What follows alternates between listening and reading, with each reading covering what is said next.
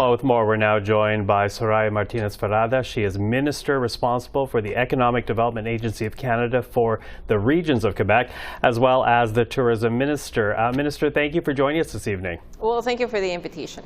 So the Prime Minister, he says at full capacity, this gigafactory would contribute upwards of $1.6 billion to the economy. But, you know, Ottawa is contributing $1.3 billion to the project.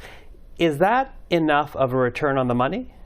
Well, you know, I mean, what we have to agree on is that, first of all, this is a great announcement. This is the biggest investment that we've seen in the private sector in the region of Quebec for decades.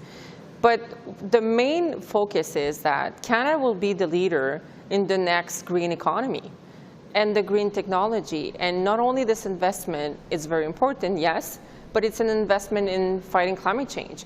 At the end of this, we'll have produced 1 million batteries, 1 million cars, electric cars, which, you know, everybody's looking forward to. And that's why I think it's a great announcement.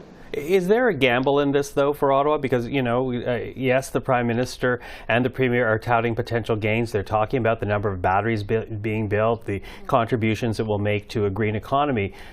But these are not guaranteed gains. In fact, we're talking about an industry that's still in its infancy. Is there a gamble here? Well, what's the important thing to remember is that this is money that will be given to only when the first battery is going to be built. So the guarantee is that there's no money, public funding, that will be going to the company before they actually produce a battery. That's the first thing. The second thing is that this will create at least 3,000 direct jobs and thousands of jobs all across the country. And the other things that we have to remember is that today, the announcement that we made, it's a direct investment to fighting climate change. And we have to remember that because we need to be there in the next economy, which will be a green economy, and this will put Canada in one of the best positions in the world. Okay, so I'm wondering then, and I understand what you're saying here, but what is the bar, what's the judgment bar here that would make this a success? Are you talking about job numbers, economic activity, a reputation for Canada? How do you set the bar for success? Well, you know what? Everything you just said. You need to be competitive. You need to be in the next economy. You need to create the jobs. You need to create and produce those batteries and making sure that this investment will have an impact in all communities across the country. And that's what this is going to do. And we need to be competitive in the world to make sure that we'll be the leaders in the world when it comes to electric batteries. And that's what we're doing today. Okay.